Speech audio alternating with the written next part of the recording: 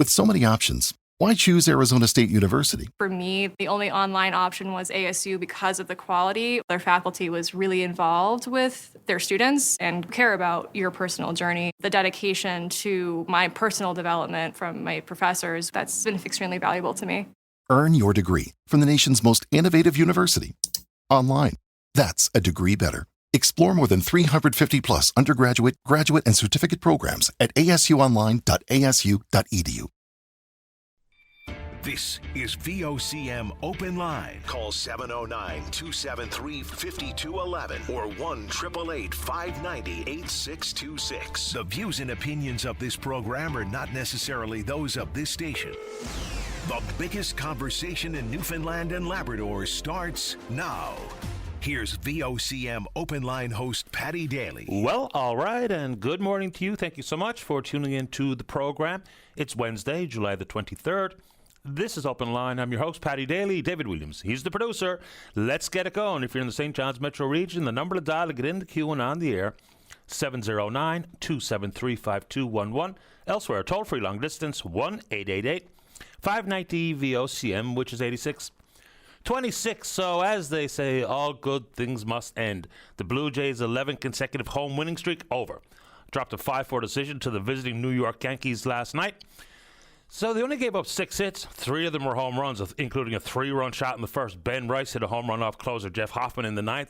Drop a 5-4 decision. Can still win the series tonight, though, with a win. All right, for golf fans, I will never forget watching this particular tournament. 1995 at the British Open at St. Andrews. John Daly won his second major title by 4 strokes in a 4-hole playoff against Italian Constantino Rocca. Daly and his then wife were in the clubhouse watching Rocca finish. Rocca, I don't know if you know the 18th green at St. Andrews, but they have in front of the green is the Valley of Sin. Rocca was there. He tried to pitch up and came right back to his feet, so that looked like it was over. Then he goes on to sink a putt that nobody makes to send it to a playoff. Daly comes out on top. No relation. All right. Canada Games right around the corner. This is a concern that's been brought to my attention by a couple of different families regarding the difference between how the adult volunteers are being treated versus the youth volunteers. So apparently something as fundamental as just the kit, the polo shirt and the rain jacket and the hat and the rest of it, they don't get it. They went through the full credential process. They committed a minimum, and in most cases, beyond the minimum required hours. They're taking time out of their summer course to participate as a volunteer at the games. But they don't get the kit. Like, why can that be? There's issues that come with that, and it's not trivial. If you're going to talk about the safety and identification of volunteers, one surefire way is to see them in the kit that all the adult volunteers are going to be wearing. So, and as the email goes on to point, the volunteers are public-facing. They must be clearly and readily identified uniformly. Absolutely makes all the sense in the world. Youth volunteers, this message goes on to say, who most relate to the athletes, are feeling less empowered and devalued because of something as fundamental as they didn't get the kit. Why would that be? I mean, the push to get the 5,000 volunteers was pretty widespread, and I was going to say aggressive. I don't know if that's the right word, but they were working hard to get those volunteers. Then we know that government employees have been given paid time off to volunteer at the games. But the young volunteers who are taking part for all the right reasons can't even give them the kit. I can't imagine it's that expensive, is it? But anyway, I told that particular lady I would bring it up. And there it is. All right. Scams. It's concert season, and the RNC are in the media warning people about online scams with ticket sales and or resales. It happens all the time. You know, people who are desperately wanting to go to some of the sold-out shows, they're willing to pay over face value, and on the day of the concert think they're getting some sort of deal because someone has posted on social media they have a ticket. Lo and behold, you make the purchase, you transfer the money, and then it's not there. It's not a real ticket. The person has disappeared from social media. So go through the concert websites themselves to make sure that you're not getting yourself into a position where you're going to be separated from your hard-earned money. It's always helpful advice, and there's so many people out there that are purposefully and willfully trying to rob your money. So even if you desperately want to go see Gwen Stefani or whoever, you got to make sure you're not getting scammed on that front. Another one, I'm going to keep bringing it up because I think we deserve the red flags here. I'm going to keep going, artificial intelligence. It can have a ton of good associated with it, no question. But these are alarm bells that are being sounded by people who work in the industry. So it's financial relations as it pertains to artificial intelligence. Like the banks try to make things easy for you. You know, you can deposit a check by simply taking a picture and sending it in. You can also use your voice and your voice imprint to to expedite financial transfers, money out of your account, and sometimes significant amounts. Artificial intelligence has blown through all of those safeguards. The banks are federally regulated. I don't necessarily want government in the business of telling business what to do. But if the banks simply in a way to promote their offerings and how easy it is to do things, it's already happening. Artificial intelligence can absolutely mimic your voice. And consequently, unbeknownst to you, the money's being transferred out of your account. So we already know that things like the grandparent scam, where they have artificial intelligence mimicking your grandchildren's voices, and then what do you think happens? Nanny or Poppy fall for it. And it's coming very soon in the form of video chat, where it won't be your grandchild at all. So we're going to have to do everything possible to make sure that we know what we're dealing with and who we're dealing with. But on the banking front, something's got to change. Ask your bank if that's something that's available. You might not utilize it, but if it's available, someone might use it and steal your money. So maybe, just maybe, we should have a regulation that says those types of things cannot be done. It's too insecure. It jeopardizes your money. And there's also big arguments as to whether or not, whether it be through the CDIC or the bank itself, that they'll do anything to help you recoup the losses. So ask your bank, is that something available? And how can I safeguard my account from this potential? Because it is absolutely real. Don't take it from me. Take it from people at the helm of some of the big artificial intelligence companies. They say that is happening. And it's going to be happening more and more frequently. So do what you need to do. All right. Questions coming out about the disability benefit that has been promised and is supposed to begin flowing here this month. Here we are at the 23rd. No real information as to exactly when. But I'll put it out there one more time. So it's a pretty significant benefit. It's up to $400 a month. So that can add up to significant monies of $480 annually, thereabouts. Eligibility between 18 and 64 years of age. Importantly, you have to have the disability tax credit, which is a federal government thing, which is provided by Service Canada. If you have it, you don't have to apply for the disability benefit and for the savings plan that's also in place for folks who are eligible. Now, it's for low-income Canadians, and in this case, low-income people here in this province. But I can't get a firm date as to when it's going to flow, even though people are asking me repeatedly. It is supposed to be this month. We'll keep seeing if we can't find a specific date, but just that reminder, to find out if you're eligible for the disability tax credit, of which there are many facets of life which qualify under that plan, speak with your doctor, see if you qualify, have them help walk you through the application process. You get the disability tax credit, which qualifies you for the disability benefit itself. So we'll see if we can't get you a date, but we're told it's this month that it will begin to flow. Okay. Moving on to some other concerns via email, and this is about home support program as it pertains to persons with disabilities. They have some very distinct worries. And here's a list that's provided by one person, and this is part of their letter to the Auditor General. They talk about what they refer to as a dangerous lack of worker training standards, denial of physician-prescribed treatments, inadequate accountability across different government agencies, exploitation by profit-driven care agencies, so says this person, deliberate violations of the accessibility laws. We all know that we've got to do better in the world of home care, because politicians here and everywhere are talking about home care and aging in place and all that goes with it. But when people are clamoring for more hours and they can't get it, if some of the training is not up to snuff, then we've got ourselves an issue. And once again, I told this person I would put it out there, in addition to the continued want or commentary surrounding the pledge to create an office for the disability advocate, which has not happened. If a third of the population falls into that category, an advocate representing them would be an excellent idea. What the mandate might look like for that advocate, we can have that conversation, but there's some distinct shortcomings insofar as people relying on home support programs if they are indeed disabled. Let's take it on if you're so inclined to take on any of it. All right. Won't go too far today, even though we can talk about whatever we like, about the whole transitional allowance increased benefit for the cabinet ministers, which has been rescinded by the Premier. Okay. Andrew Furey apparently did not get it, and he has said that he does not want it. Andrew Parsons did get it, and it's about $37,000. Okay. Number one, the process was not followed as we understand it. done behind closed doors. The policy has gone away. So I think it's incumbent on Mr. Parsons to repay the money. I don't know if he's been asked to do so, but he should. Number one. Number two, it's interesting when you look back to 2018, when the provincial government brought forward something called the Salary Restraint and Extinguish of Severance Pay Act. It eliminated severance pay for all Newfoundland and Labrador public servants. I think it's a fair argument to make that members of the House of Assembly, albeit elected, didn't go through a hiring process like a traditional one, but wouldn't MHAs be public sector servants, public sector employees? So, again, to vote for your own pay raises, to vote for your own severance packages and the like, is simply not fair.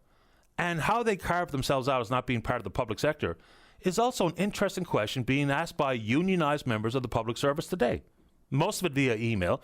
Some people don't want to come on because they think there might be some retribution, but you can always be anonymous caller on line number 2 if you'd like to expand as a member of the public sector. We're happy to take that call today. All right.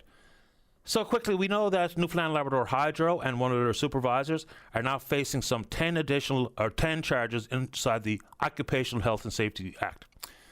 An employee died after an accident at the Holyrood Thermal Generating Station. So condolences to the family, of course, and we'll see what becomes of this particular court case. But we also need to know exactly what kind of work is being done to make sure that all of the deadlines are hit when there's OHS investigations into serious incidents. There was an internal audit done, and it showed some pretty revealing stats. So many cases did not get the investigation concluded by the time the 2-year deadline came up. Now, most employers, I think, do their very best to provide a safe environment for their employees, but some, knowing that the targets or deadlines are not being hit, may indeed be willing to roll the dice. I don't know how common that might be, but we have to have the required number of investigators. We have to hit these timelines. Even so many cases that were brought forward that met the 2-year deadline were at the 11th hour. And sometimes, even in court, the Crown was unable to provide any evidence to back up the charges. They were simply late, so they didn't have another case that missed the target, missed the deadline of 2 years. So the government tells us there's work being done on that front, and we sure hope so. Because a serious incident at work, at your workplace, needs to be investigated thoroughly, properly, and in a timely fashion. So that was making a lot of waves in the news when it first broke, but haven't heard much about it since. 1 second, sip of coffee. We're back. Okay. So we know at the Council of the Federation, the Premier's meetings, which are, continue today. Today's the third day of. Yesterday, the Prime Minister was there, and we'll get into that now in a second. So Premier Hogan apparently has met one-on-one with Premier Legault, of course, who's the Premier of Quebec, talking about unleashing the power of the Churchill River. No real firm understanding about exactly what's going on, only the fact that they're negotiating or working on creating however many definitive agreements will be as a result of the MOU. I haven't heard anyone from either side talk about some of the things that may have changed even since the MOU was signed, you know, insofar as things like what they've been talking about on the national front, directly from the Prime Minister himself, East-West Energy Corridor. I've been told many, many times that that can't be factored in now because we have an MOU, but an MOU is a memorandum of understanding. Understanding of the issues can change over time, and an East-West Energy Corridor absolutely could change that. Same thing when we talk about the federal government and Bill C-5 and fast-tracking nation-building projects in the best interest of the country. I think hydro on the Churchill River qualifies. Why do I think that? Because successive governments have said exactly that. They've brought forward federal loan guarantees, both the Conservatives and the Liberals, because it was in the best interest of the country. So how does that factor into this? Haven't heard either side kind of make any public statement on that.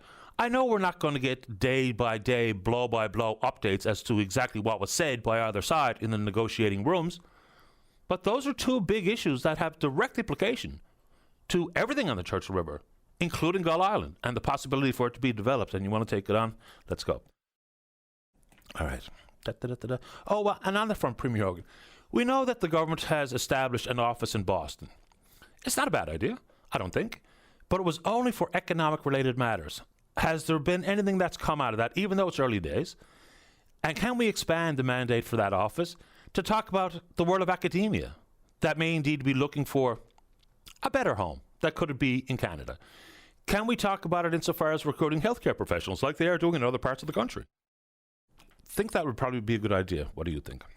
All right, and speaking of the Prime Minister, he says we'll only sign a trade deal with the Americans if it's in the best interest of Canadians. But we're all flying blind. And again, I don't expect a transcript daily about exactly what's going on inside the negotiations, but we are flying blind. And what's going to constitute a deal that's in the best interest of the country? Who knows? We don't even know what's on the table anymore. It's been pretty confusing, and the flip-flops that have been entertained since the threats came to bear, we don't even know what's going on.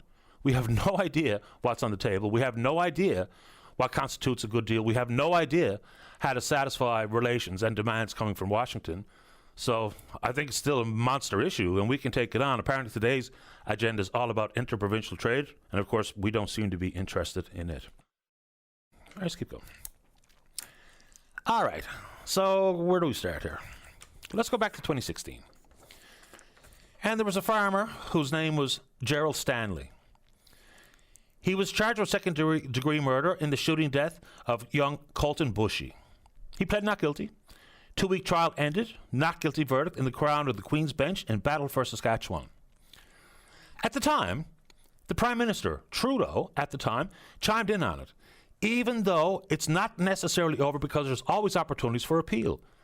At that time, it was inappropriate for the Prime Minister to talk about ongoing legal proceedings, especially when politicians, when it's convenient for them, are happy to say, I can't comment on it because it's before the courts. Fast track to today.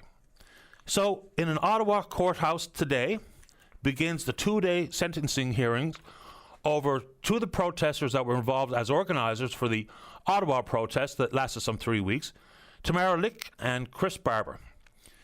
The Crown has asked for pretty significant sentences. 7 years for Tamara Leach and 8 years for Chris Barber. They've already been convicted in the court, and we'll see what becomes of it. Now, Pat King, who was also one of the notable organisers, the Crown at that time were looking for a 10-year sentence for Mr. King, and it came nowhere close to that. He was in prison for, I think, some 9 months, and after that it was house arrest community service. So I don't know what the outcome of this case is going to be. Well, I guess we'll all find out in short order. The problem here is also that politicians are chiming in. Regardless of who you support, we should all, to a man, to a woman, hope that when it's ongoing court proceedings, if they're going to conveniently say, I can't comment on it because it's before the court, then don't comment on it regardless. It's inappropriate when Trudeau did it, and it's inappropriate now when Mr. Poilievre and other members of the Conservative Party are chiming in. The sentence hasn't even been handed down yet. So, again, we need politicians to keep their trap shut when court proceedings are unfolding. The hearings just begin today. So we'll see what becomes of it. It was wrong in 2016 when the Prime Minister, then Trudeau, was at it, and it's wrong today. Social media posts, how is this justice, and the political vengeance and the unfair, inequitable application of laws? Look, we can talk about the generalities of sentencing and tough on crime. I mean, Mr. Poilievre ran on tough on crime. But is it laws for thee but not for me? So what's going on here? Can we not agree that we should keep politicians out of the criminal justice system on specific cases? We can talk about mandatory minimum sentences in broad strokes. We can talk about tough on crime. We can talk about human trafficking and gun smuggling and all the rest of it. Absolutely. But when things have not been concluded on specific cases, it's inappropriate, in my personal opinion. What do you think? Sticking with it. So we hear a lot coming from Alberta on a variety of things. And now, what might feel absolutely ridiculous is the pending by-election in Battle River Crowfoot, where Mr. Poilievre is going to try to secure a seat back into the House of Commons. What's going on there is the same thing that happened in Carleton in the federal general election, is the long ballot protest. All right. In this particular by-election, there's going to be the main parties represented and a ton of independents, some 150 plus candidates around the ballot. It is a bit ridiculous, but it's allowed by law. Elections Canada is governed by legislation. You know, when the argument that Mr. Poilievre lost in Carleton because of the long ballot, well, the victor, Mr. Fanjoy, was also on the long ballot. The votes that were garnered by folks other than Mr. Fanjoy and Mr. Poilievre were minuscule, nowhere near the margin of victory that Mr. Fanjoy enjoyed. So, yeah, it's frustrating. Some of the independent candidates say they've been harassed because of their decision to get on the ballot. You just need 100 signatures and you're off to the races. Do things have to change on that front? Sure. But people intent on voting for whoever, it's the same thing. You just have to find their name and strike the X in the appropriate box. So, should long ballot protests be something that should be considered? Is it a scam? No. It's following the letter of the law. Can the letter of the law be changed inside of Parliament? Of course. But until that happens, it's not a scam. We can't be setting the tables for making an excuse for why one person lost or not, regardless of the party, regardless of the politician. But that's happening. What do you think? All right. Something a little more pleasant before we get to you. It was on this date, 25 years ago today, Tiger Woods became the youngest golfer to win the complete Grand Slam. At 24, he held all 4 modern major championships simultaneously. The US Open, the British Open, the PGA, and the Masters. Pretty incredible stuff. That year at St. Andrews, he recorded a winning score of 19 under. It's the best score ever recorded in that particular championship. And, of course, he won by 15 at the US Open and what have you. But 25 years ago today, where does time go? We're on Twitter. We're BOCM Open Line. Follow us there. Email address is openline@vocm.com. Let's take a break. When we come back, we're going to have a great show. I can feel it in my water. That's only if you're in the queue to talk about whatever's on your mind. Don't go away. Welcome back to the show. Let's begin on line number 1. Good morning, Terry. You're on the air. Good morning, Paddy. Morning. Paddy, I was listening to the news on the radio this morning as I'm driving home from St. John's, and there was an article on there about the Gander Air Force Base. They're changing commanders there, and they interviewed him, and he was formerly involved in the search and rescue squadron there in base at Gander, and it brought to my mind something I wanted to say, and so this conversation is going to be mainly about the Marine Search and Rescue Squadron. And before I get into it, I just want to say that as one fisherman in this province, I'm fully in support of Labrador getting their own search and rescue base down there, and because I know they've been after it for a while, and they certainly do deserve it. And I'm a fisherman who's fished off the coast of Labrador, right from the south coast of Labrador to Nain for years and years, and I see the value of having it down there. And but the main purpose of my call to you and to your listening audience is to emphasize, as one person, the value of our Marine Search and Rescue people. And we only have one now in the province as of yet, I guess, based at Gander, but the value of those people is indescribable, in my opinion. And, if I say too much, I'm just going to repeat what I'm sure all the callers have said previous to me over the years. But a question to you, and not only the Marine Search and Rescue people, but that's my thing because I'm a fisherman, but responders in general, like firefighters now involved in all of our forest fires, and first responders that drive the ambulances, and the first responders that are in the RCMP and the RENC, first responders in general, and in my case, of particular relevance to me is the Marine Search and Rescue people.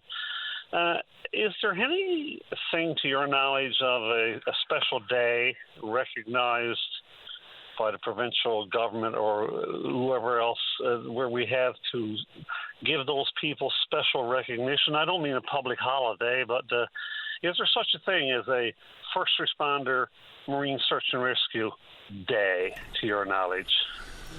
There's a few things out there. There's Paramedic Services Week. There's Medivac Appreciation Days. There's Paramedic Days. I don't know if there's a specific Newfoundland and Labrador Day, to be honest with you, but those few are something. Yeah, okay. I was wondering because, in my opinion, I think it's something we need to look at as a public and the government or whoever to have it could even be a provincial public holiday, I don't know, but some form of special recognition to those people because they're amazing. And for me personally, I've had to avail of the Marine Search and Rescue people on 2 occasions in my almost 30 years fishing now since I quit teaching. And by the comfort of going on the ocean, I know I'm dwelling on the marine search and rescue because I'm a fisherman. I get it. Yeah. The comfort of going out on the ocean and knowing that at your beck and call, those people are in the air with that helicopter, and their ships are on the way to you, and the risks that they put themselves through, those SARTECs and to help you, I mean, it's unbelievable. And what a comfort level being out there, 100 to 150 miles, 200 miles from shore, knowing that if you get in trouble, that there's help going to come to you. If you can get a distress call out, they're on their way. And what a comfort level it provides. And I think they deserve a special recognition. That's just my opinion. But, maybe some other listening audience people will call in today and say, well, I agree with what he said, or I don't agree with what he said, right? Yeah, there's also National Police Week. That just popped into my head. I do think there's a catch-all day that you're talking about in the United States. I can't remember what it's called, but I don't think many people would have much opposition to your suggestion. I mean, when we need them, the first responders, and the things they see, the things they bring home with them every day, the difference they make between life and death is obviously huge. So a day to celebrate, I'm all for it. Yeah, me too. So anyway, that's what I wanted to say, and I want to thank you very much for giving me the opportunity to say it. No problem at all, Terry. Thanks for the call. Thank you. You're welcome. Bye. Bye-bye. That's not a bad idea. Right, there's Fractured. There's a Paramedics Week or Appreciation Day, it might be. There's a National Police Week. There's a couple other things out there, but one catch-all sounds like it makes a bit of sense. Yeah, I like it. Let's see if we can take a break right on time. When we come back, Sam's in the queue to talk about commercial fishing licenses in southern Labrador, and then plenty of time for you. Don't go away. Welcome back to the program. Let's go to line number 2. Good morning, Sam. You're on the air. Yes, Peter. I'm a first-time caller. Can you hear me there? I can hear you pretty well, Sam. Go right ahead. Yeah, I want to talk a little bit. Like I am an NG beneficiary, and we can't seem to get no help. These 4 licenses that come out way back in 1980. Dave's just going to speak with Sam, see if we can't get some clearer. I don't know what it sounded like coming over the radio, but that was really problematic phone line. And I don't think the standard problematic phone line, there's just some background noise that is bleeding in there. Let's see if we get a clean one, but let's keep going. Line number 3. Colin, you're on the air. Morning, Mr. Daly. How are you this morning? Not too bad, I suppose. You? Pretty good, thanks. I want to talk about one of the issues that you raised in the preamble there regarding the sentencing of Tamara Leach and Chris Barber today in Ontario. Yeah, well, I guess it's the first of 2 days of sentencing hearings. Yeah. I think you're absolutely spot on in your comments about politicians weighing in on the sentencing aspect of the proceedings, to prejudging what's going to happen with the court proceedings, but also they're giving their personal opinion on the criminal justice system, and they're also commenting on at the same time they're commenting on a case that's still before the courts, So that's, in my opinion, is completely inappropriate. Especially when, and this is the galling part for me, and I've made careful mention of the fact that it was wrong when Trudeau did it, and it's wrong when Mr. Poilievre does it. So this is a general sweeping comment about politicians staying out of it. When they are willing to hide behind it by saying, well, I can't comment that because it's before the courts, you can't have it both ways in this world, or nor should we allow them to. Well, you're right. And the proper response is when a public figure like a politician is asked for comment on a matter that is before the court, is to respond exactly like that it is before the court. And you don't want to be seen to be unduly trying to influence or a court proceeding because for the fact that you are a public figure, and you could potentially be hauled into court for making public comments on a matter that's before the court. So you want to avoid that too. But it's not just the sentencing today for these two individuals. It's a whole aspects of other aspects of the criminal justice system too that politicians jump right in, especially with the advent of social media. This was a couple of years ago that a man was charged for murdering a police officer in an underground parking garage in downtown Toronto. And immediately after this man was arrested and charged with first-degree murder of this police officer, the Premier of Ontario, Doug Ford, jumped on social media and was complaining about the fact that this man was granted bail pending his trial, which ultimately, at the end of the day, this man had a jury trial, pleaded not guilty, and had a jury trial, and 12 people acquitted this man of murder and all the lesser included offenses too, right? So, you have the Premier of Ontario slamming a decision of a Supreme Court justice to grant bail in a murder case. That there's no, this is ridiculous. This is what Ford said at the time. It was ridiculous that the judge granted this man bail. Bail is a constitutional right in this country. Bail is not punishment. Being denied bail is also not punishment. You haven't been convicted of anything, right?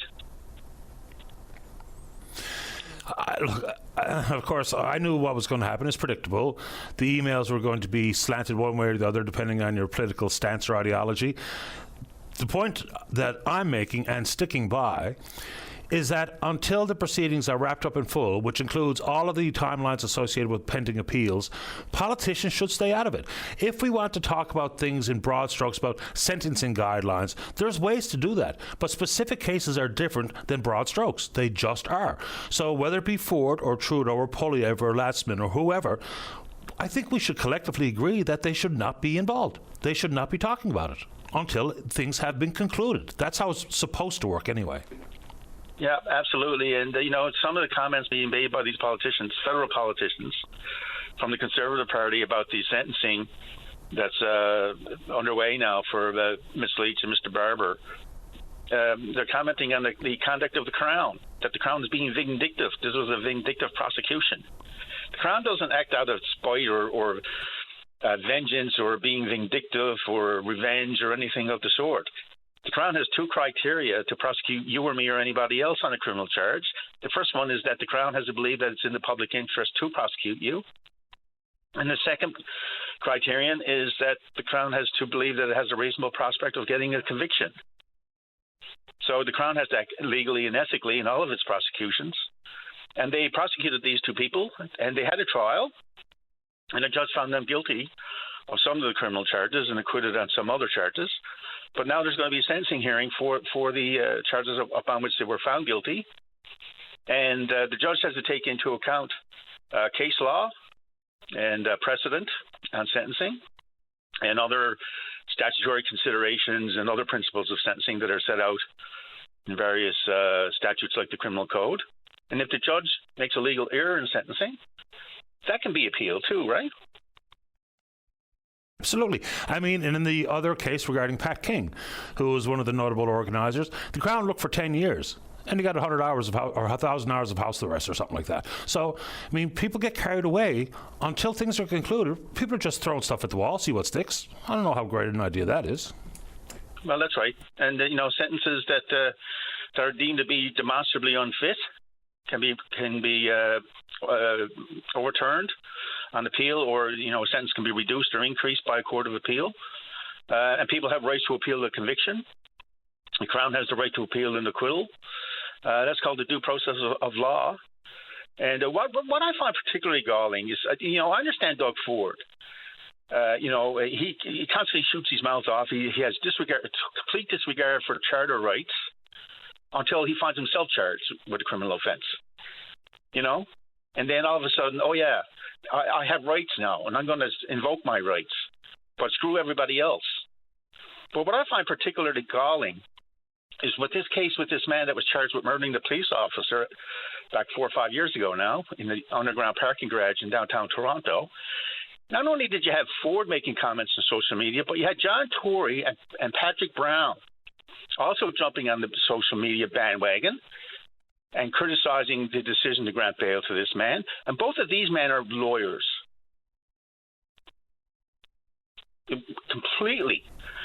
Completely unacceptable for members of the bar to criticize criminal justice proceedings like that.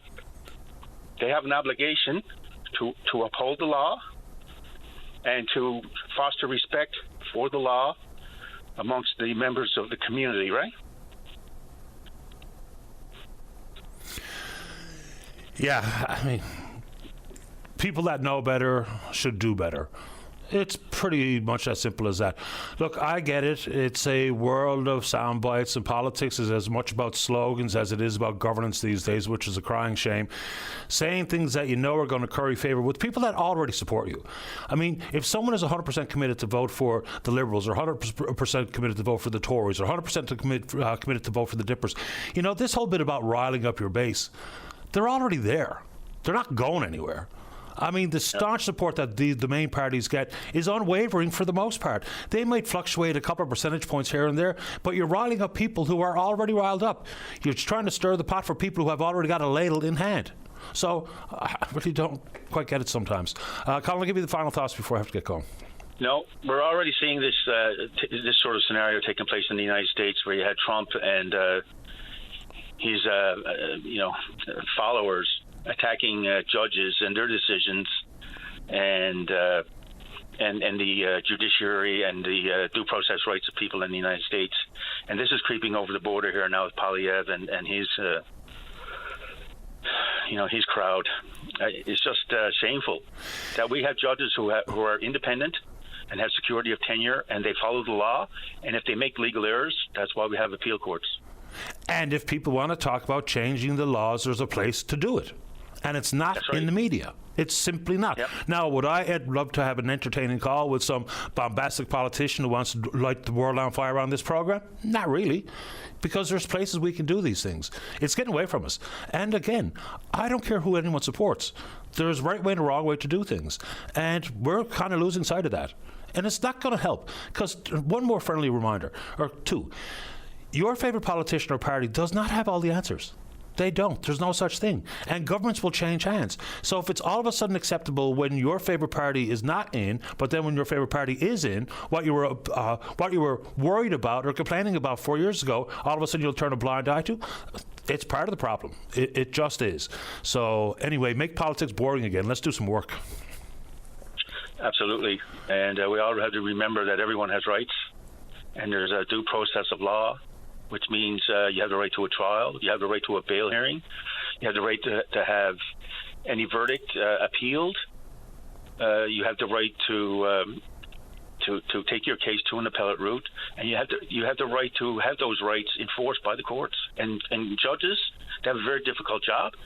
It's their role to hear the evidence, make a decision, make a verdict, and if they make legal errors or some other procedural or legal errors, that's why we have appeal courts, and that's our system of justice. I'm all for talking about changes in the justice system, making it more efficient, but you're attacking people's rights. When somebody's granted bail by a Supreme Court justice for murdering a police officer, and you had the highest public official in the province, and his Justice Department was responsible for prosecuting that man on that murder charge. You have the Premier getting on social media and slamming the decision of a Supreme Court judge to grant somebody their constitutionally guaranteed right to bail. That's just appalling. And Mr. Polyev is doing the same thing here. Anyway, we'll see what becomes of the hearings, and then we'll have another conversation about it at that point. Colin, appreciate the time. Thanks for the call this morning. Cheers. Take care. Bye-bye. All right, time for another break. When we come back, let's talk about the future of Bull Arm. Don't go away. Welcome back to the show. Let's go to line number 4. Second word to the PC member for Terra Nova. He's the Opposition Industry, Energy and Technology Critic. That's Lloyd Parrott. Lloyd, you're on the air. Good morning, Paddy. How are you doing today? Not too bad at all. How about you? I'm doing well. Thanks for asking. Paddy, I guess I'll start off by saying I'm mad as hell here today, and it's got to do with a lot of things. It's got to do with our last internal medicine specialist just resigned yesterday in Claremont after a year-long conversation with the Premier, who said he knew nothing about it, and he was emailed dozens and dozens of times, and the effort to retain not just him but the other three that left before him was non-existent. And the whole idea, he stood in the House and said he knew nothing about it, and he was caught in a lie there. So that's where I'm going with this. So now we got this secret fund where they put a statement out and said Premier Hogan was not in cabinet, and the decision was made. He was not involved in the decision, but they didn't say he didn't know about it. And if he obviously knew about it, and he had lots of opportunity right back till the beginning of May to rescind this if he didn't agree with it.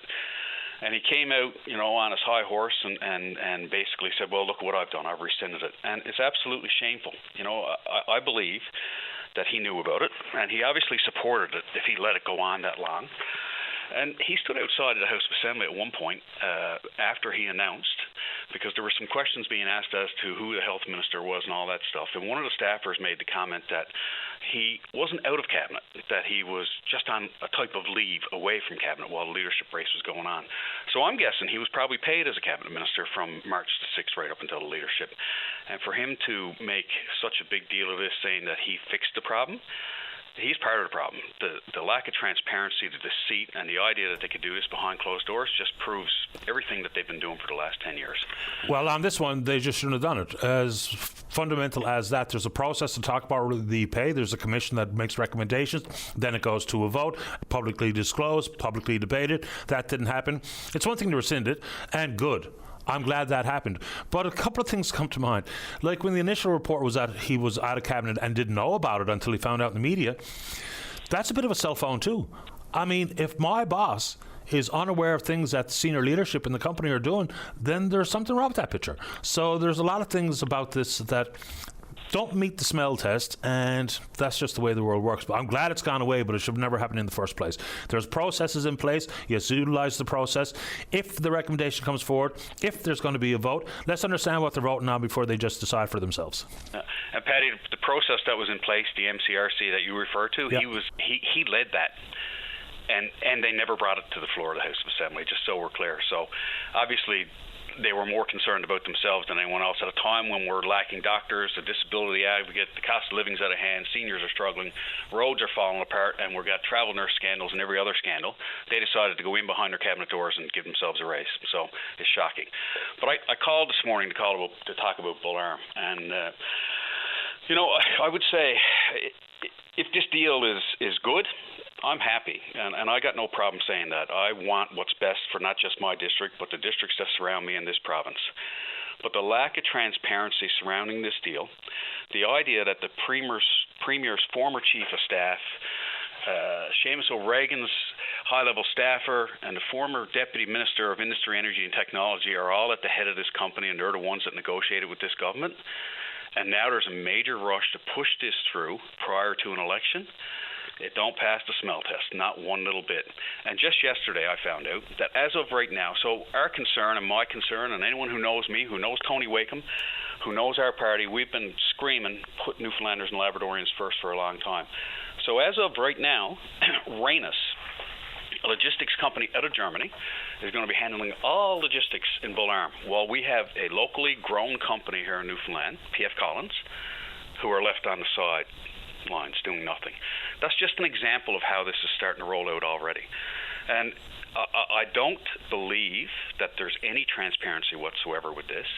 And the whole idea that there's an election looming and this contract is being awarded, no different than the Churchill Falls MOU, I don't know what the Liberals are trying to do. And if the public has any trust in anything they say or do, then they've obviously had their eyes closed for the last 10 years, because it's been literally one scandal after another. And it's okay for Premier Hogan to say he wasn't involved, but he decided in 2021 to run for a party that was built on scandals, and he has stayed there. Now he's become the leader. And in his launch, he said he's going to continue on with Premier Fury's vision and how he's done things over the last 4 years. Paddy, I don't know where we're going, but we're not going in the right direction. And this Bull Arm deal, it needs to be public, it needs to have consultation, and it needs to be looked at with a microscope, and we need to know that it's the best. This affects 18,000 men and women in the building trades. It affects all the surrounding communities on Isthmus. Jeff Dwyer's district hangs in loom here. And maybe North Atlantic is the best company, but we haven't been given any reason whatsoever to believe that this is a good plan. A couple of things come to mind. So it'd be nice to know if all the questions regarding which logistics company would be involved, whether it be P.F. Collins or a company from abroad who say they're established in Germany or headquartered in Germany. Fair question. Germany, yeah. So that would also... It would also be curious to know that did North Atlantic decide that after the lease was granted or approved? Is that a question that needs to be asked up front? Also, is there the need or the want for government to tell North Atlantic how to operate? Benefits agreements, will be important, whether it be local tradespeople, qualified people on the island, then qualified people from Labrador, then same thing that we've talked about, qualified the rest of the country, qualified the rest of the world. So should that include contracts like logistics? Yeah, so Marinus was a part of the submission, as was ALS Energy, which is now a defunct company. So this submission is already broken right from the word go. And when you talk about companies competing for a instrumental piece of infrastructure in our province that we own, make no mistake about it. I'm not saying that it's made us a fortune, but we're on the cusp of a whole lot of different things happening here. Whether it's wind energy or Beta Nord or maybe it's the submarine contracts. We don't know. But for us to just allow a company to come in, and what really concerns me is the people who negotiated this. And when you know that their political affiliation with a group who has, we shouldn't be so short-sighted as to not remember the mental health facility which was given to their friends for $42 million above the lowest bid, the land sales, the travel nurse scandal, all of these things. Now we're giving away one of the primary pieces of infrastructure in this province, and there's no transparency. I don't know. Even if you're from Ted Lomond, who is the president and CEO at North Atlantic, we should be probably hesitating to lean too hard in on the submarine issue.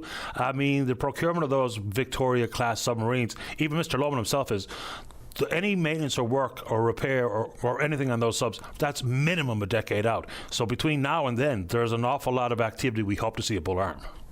Yeah, but Paddy, what the Prime Minister said was that there would be maintenance carried out on both coasts. Babcock International is the company that's interested in coming here, and Babcock International has made it very clear that there's work in Bull Arm, and they're not saying it's 10 years away. And ironically, this announcement was made at the conference for maritime military.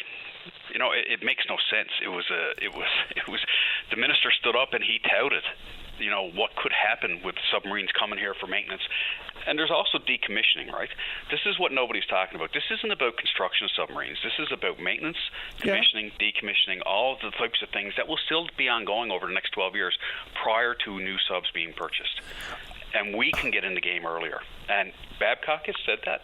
There's no reason why we couldn't. And I'm not suggesting that Babcock take that site over. What I'm saying is that I don't like how this North Atlantic contract is being pushed through prior to an election with every other scandal that's going through based on the people at the helm and the lack of transparency. And there's no proof that this is, forget about it being the best deal. We don't know if it's a good deal. We don't know what the deal is. I appreciate the time, Lloyd. I'm off to the news, but fair enough. Every single time that there's something that impacts the taxpaying public, the best we can do is hope for the most information possible. Are there going to be things like commercial sensitivities and intellectual property and HR issues that are going to be remaining, out of the public eye? Sure, it's part of it. But I don't understand much about the Bull Arm deal, to be honest with you. And the comment about 10 years out on Victoria-class submarines, I'm taking that straight from Ted Lomond.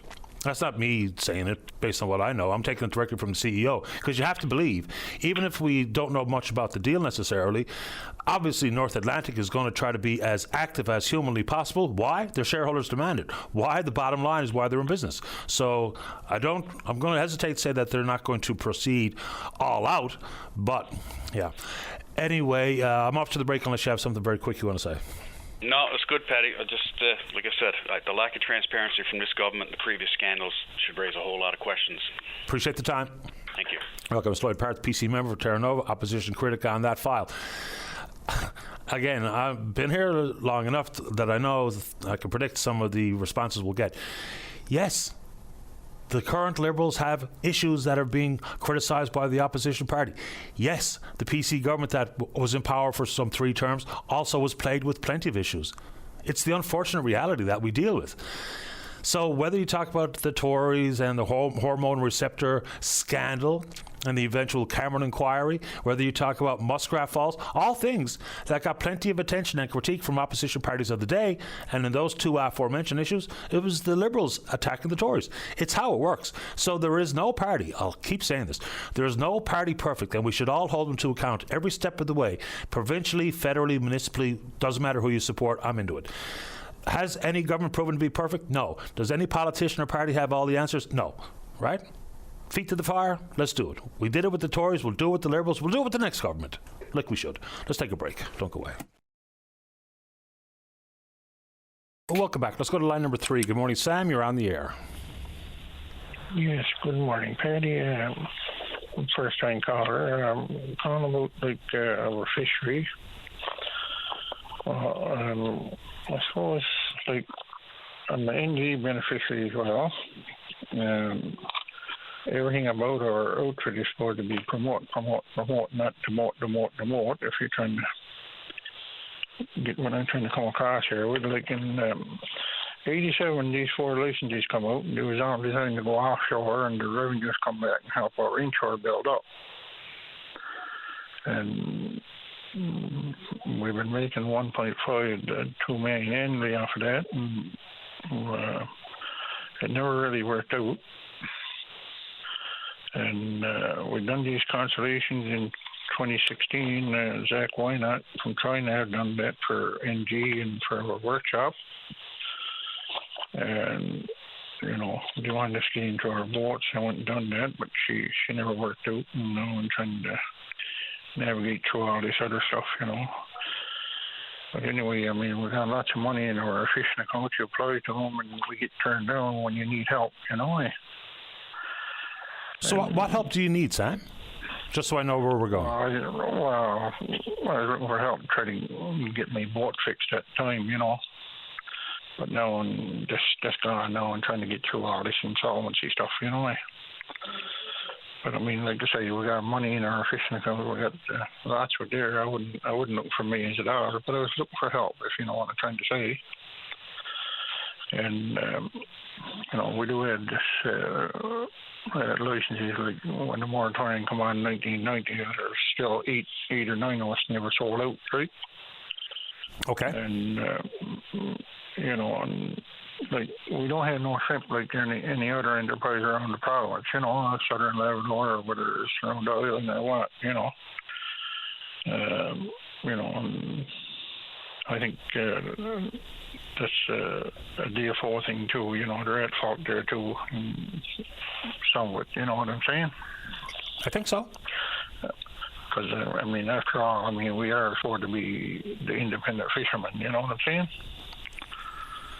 Like NG got their licenses, and you apply to them and get some quota from them too, you know what I'm saying? Yes, so insofar as getting a boat repair, is there actually a program available to anybody for financial assistance in repairing the boat? Well, we pays into a fishing account and that kind of stuff, When you have trouble, you go to your fishing account, you should be able to get some help, And, they keep turning you down. I got that in writing here. I don't know.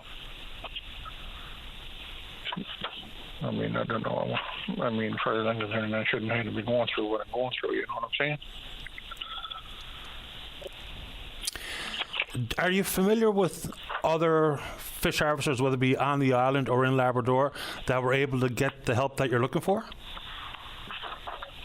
Well, like I said, them 4 licenses come out in 87, and there was one for the St. Anthony Basin and Southern Labrador, which is a shrimp company, and one for the Australian NG or LA at the time, it was, but one for the Indonesian, I believe it was. Okay. And like I say, they was all designed to go offshore, and the revenues will help us build up our fishery inside, like whether something to do with probably the plant or, help us get into boats and all that kind of stuff back then, but it never really worked out, And so Zach Wynott done a thing there from Trinidad for us in 2016, like for NG and our fishers, right? And I believe I'm going to try to get that now. Is NG the Nunatsiavut government? Is that what that means? Yes. Okay. Yeah. Just want to make sure. Yeah. So Zach done that in the 24th of November 2016 of Trinidad for NG and us as fisher, right? And there was one there, a non-repayable grant and a repayable loan, and a repayable loan was interest-free, and a matching equity loan. So, I mean, they could have helped me with either one of them, I suppose, But as you try to apply to it, they turn you down, I got that in writing where he said, I had to go before council and all this kind of stuff, but all this money has been out ever since, basically 87, and you can't get no help from nothing out of it, So why were you turned down? Well, I really, they got turned down there. I was requesting for some money from the fishing account, and they, basically said it was a restricted fund, Okay. So, so I don't know, how, and then they say, it's a restricted fund, and they can't, you got to vote before the rejected council and all this, and they can use it to buy up licenses, but they should be lobbying the government for licenses, not buying them up, you think you'd help the fishermen, especially when the money is there for the fishermen.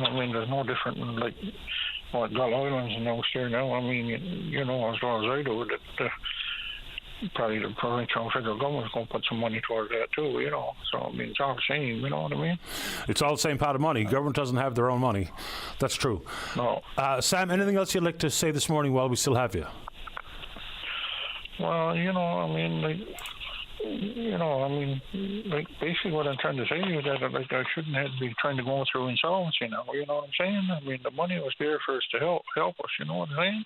I understand. Yeah. If you can't help your fishermen, who can you help, Especially if there's money for that type of assistance that you've spoken to. I understand where you're coming from. Yeah, the sad, I call it, If it was me in your predicament, I was going to say in your boat, but in your predicament, I'd feel the same way, I would imagine. Sam, I appreciate the time, sir. I have to get to the break unless you have anything else you'd like to say.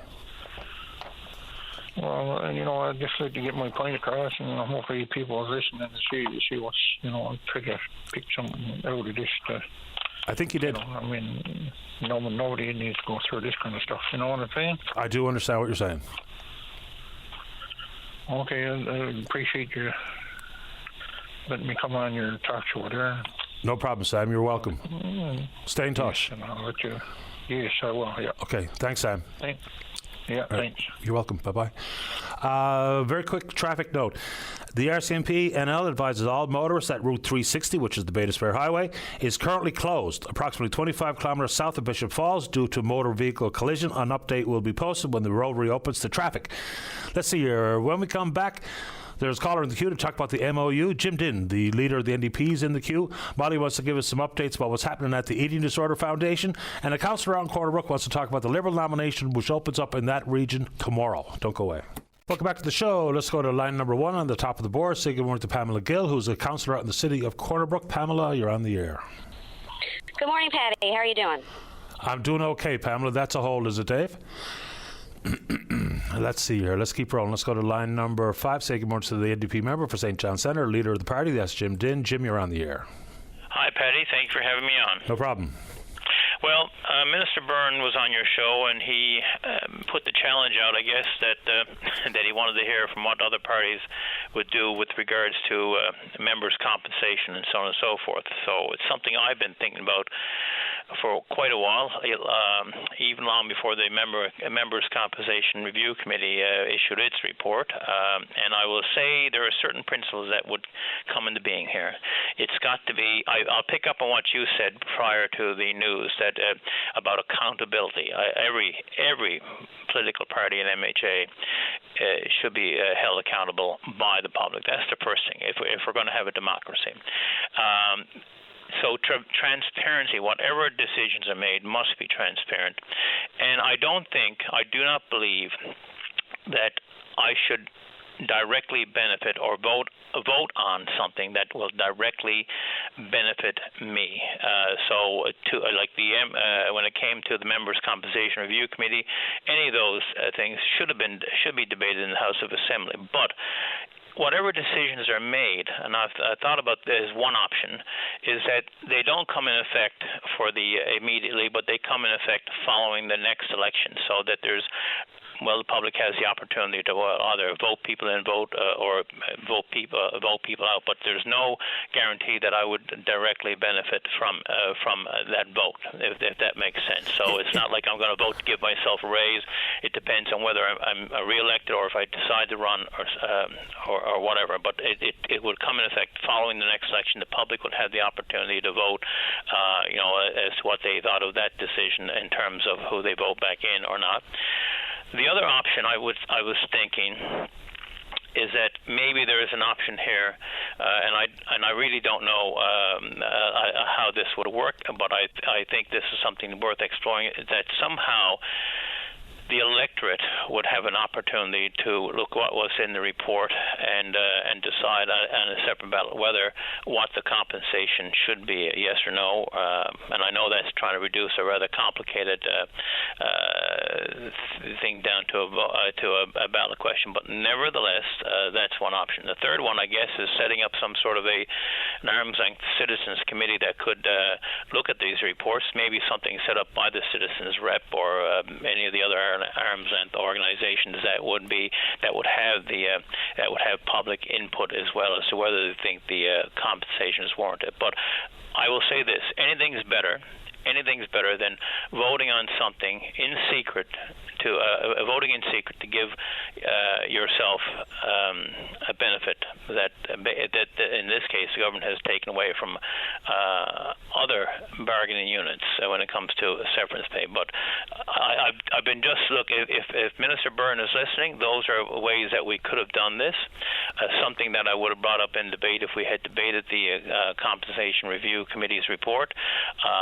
But to me, voting on things in secret like this, especially to compensate or remunerate yourself, or compensate yourself, or to benefit yourself at a time when people are facing so many struggles, I think is unacceptable. The fact is, though, Minister Byrne realized that far too late. He should have realized when he made the vote, but made it, come to that conclusion after it had been in the media is a little bit, disingenuous in many ways. But anyway, those are just some of the ideas that I would like to see if we're going to have a transparent, accountable process.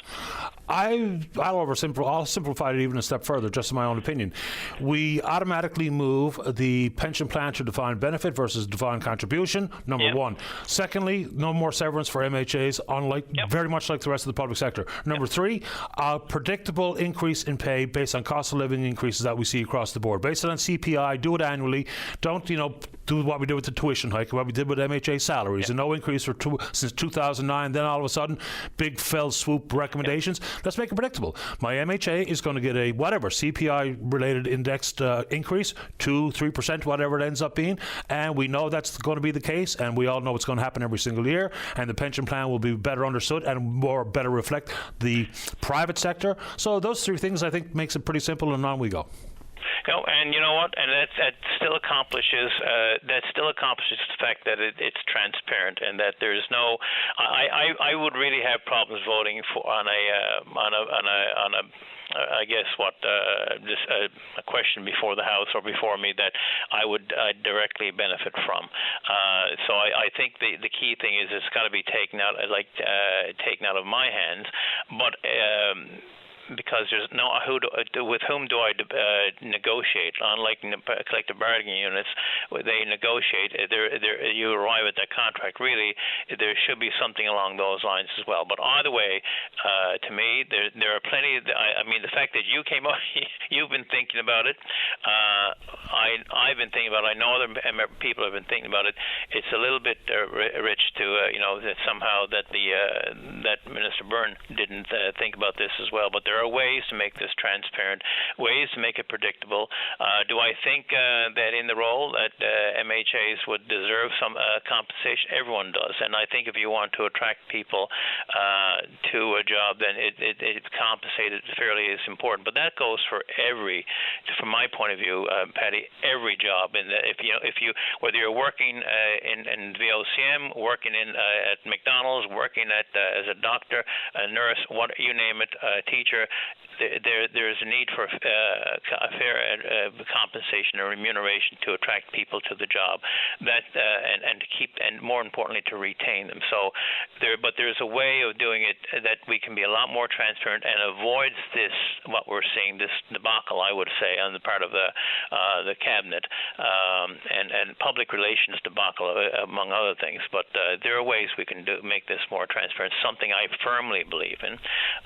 In the end, I'm being employed by you. You are for all intents and purposes, my employer, and you should have some say into that as well. Absolutely. I think what I suggest, of course, just an opinion, but it would be absolutely transparent. It would be predictable, and that's what I think the public wants. People can debate whether or not a base salary should be 100 or 120,000, and all those types of things. About a minister should get paid on top of that, we can talk about that. But then into the future, to not have to wonder what's going on at the commission level, what's going on at the cabinet level, we shouldn't even have to consider those things. We should know that every single year we know exactly what's going to happen, and we just go from there. Yeah, and I would hope that then that government will, because I heard the Minister Byrne, I think what he said is that, look, this is something to people that MHAs would deserve for the time. It's something that they've earned as needed. Well, I would argue that I would say that just about anyone who's employed deserves some sort of a transitional allowance. Call it a retention bonus. Call it recruitment and retention as well. But at the end, whether you're transitional, I'll use you as an example from a host of this show to any other position. I would argue that there is a transition allowance or a severance package that you need more or less as to what you're going to make. Help you decide, or give you the time to decide what you're going to do next. But that applies for anyone. I think in some ways we all. I would argue that none of our jobs are secure at any point. So that if it's sauce for the goose, is sauce for the gander, and vice versa. So in this case, either we come to the conclusion that we've got to be like the rest of the civil servants and do away with severance, or we've got to recognize the importance of that and find a way to reinstate that for people in the public service, or come up with something for other people, other workers. But apart from that, I would love to see this to be a lot more transparent and a lot more accountable to the public. And that's, to me, not a decision that's made behind closed doors and then comes out in the public because of a news story. And I know they rescinded it, but the decision, it happened because it was brought out into the light. Sure. That's the other part that bothers me about this. I will add to it, though, that the issue regarding the MHAs not being considered part of the public service was actually decided in court. So it would require some sort of court ruling and or legislative change agreed upon in the House of Assembly to do it. It's not as fundamental as someone just says, okay, here's what we're going to do, because it is a court ruling that has to be considered. Jim, appreciate the time. Thank you. Thank you very much. Take care. Patty. All righty, bye-bye. Jim Din, St. John Centre member and, of course, leader of the party. When we come back, hopefully we have a clean phone line with Pamela Gill, who's a councillor on the city of Corner Brook. Don't go away. Welcome back to the show. Let's go to line number 3. Good morning, Pamela Gill. You're on the air. Good morning, Patty. Second time's a charm. Tis. Welcome to the show. Thank you. Calling today just to make Corner Brook residents know that there's an opportunity coming up tomorrow for them to choose the person who will be representing the Liberal Party in the upcoming provincial election. And that opportunity is tomorrow, Thursday, from 3 to 8 p.m. at the Corner Brook Civic Centre. Just go into the main doors. There are rides available. If anybody needs a ride to the poll, they can give me a shout. We can share my phone number at the end of this. And there will be an opportunity for people to sign up as Liberal members in order so they can vote at the poll. It's not usual, I would say, where city or town councillors get involved at this stage of nomination races for one party or another. So why are you this morning, Pamela? Just because I want people to be aware of this opportunity, because I am a member of the Liberal Party, and because there are 2 excellent candidates, and I think people should educate themselves on who those candidates are and make an informed decision, because this is an opportunity for us to decide who's going to go into the next election. Absolutely. And so, you know, one of the key features of municipal councils is that people don't run under a party banner, even though we know full well that there's different members in different councils that have been members of or have run unsuccessfully, for instance, for one provincial party or another.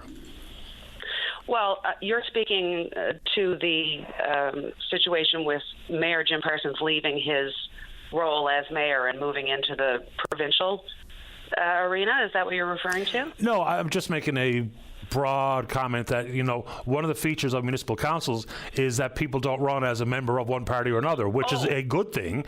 And we know full well, like you would say that you're a member of the Liberal Party. I'll just pick someone else off the top of my head. Sheila O'Leary has run for the NDP. So people understand party affiliations, but we don't run under that banner. That's the only point I was making. No, that's right. No, when I run for city council this time, as I will do, it has nothing to do with any party. No, I understand. Certainly not. Yep. Yeah. So who are the 2 vying for the Liberal nod? So, as I said, Mayor Jim Parsons, sad to see him go as mayor, but he will, if elected or nominated, win the nomination, I should say, he will bring a wealth of knowledge, of course, about Corner Brook, because he's been in that stead for 8 years. And the other gentleman is Mr. Pat Hickey, again, longtime resident of Corner Brook. He's got affiliations with the Liberal Party for years and has helped in the past on many occasions get Jerry Byrne elected into office. Fair enough. So where and when for the nomination race?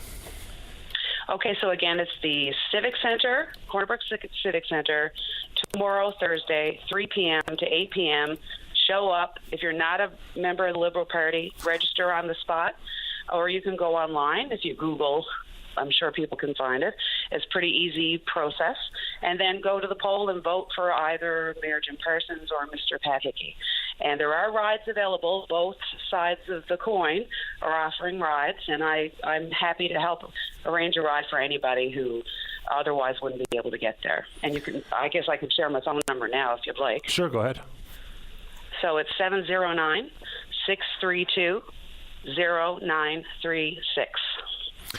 Fair enough. I will make those connections. And I appreciate it. Just a couple of Corner Brook-based questions if you have time. Sure. So, like in the city of St. John's, we know the municipal elections are coming up this fall. I believe it's the 2nd of October. And there's been... same for everybody. It feels like there's been a ton of people coming out to say they're intending to run, which is very encouraging. In Corner Brook, I know that Deputy Mayor Shay Song was going to take on Jim Parsons for the mayor's chair, so I don't know if she'll run unopposed.